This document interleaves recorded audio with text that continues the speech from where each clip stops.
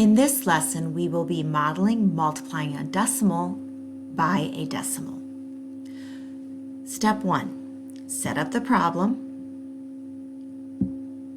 and solve to find the product. We set up the problem without the decimals as 7 times 4. Using your first color, shade the first decimal in columns. That means we need to shade in 7 columns.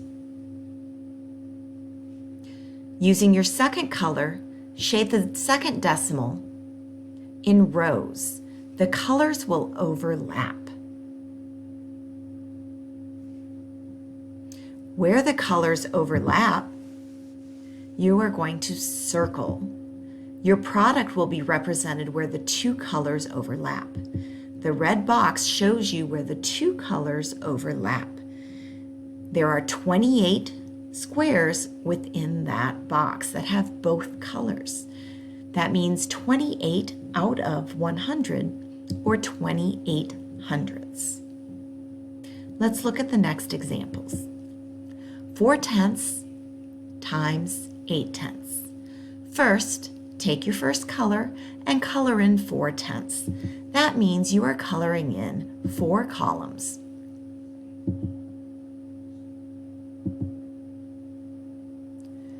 Take your second color and color in 8 rows for the 8 tenths. Your answer is where both colors overlap. There are 32 squares within that box that have both colors. So 32 out of 100 is 32 hundredths. 2 tenths times 6 tenths. First color in 2 columns for the 2 tenths, and then color in 6 rows for the 6 tenths. Your answer is where both colors overlap, which has 12 squares in that red box. 12 out of 100 is 12 hundredths. 7 tenths times 9 tenths. First color in 7 columns.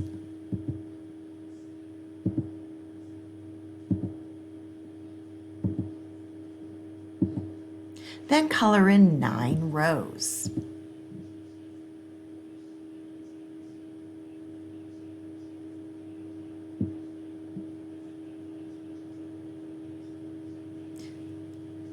And I just noticed I messed up right there and didn't color enough rows.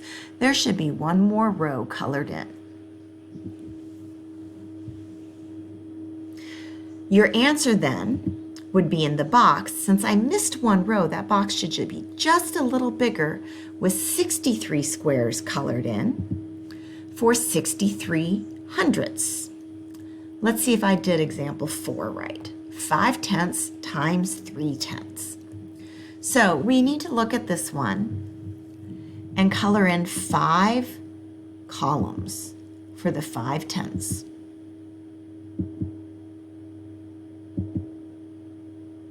Then color in 3 rows for the 3 tenths.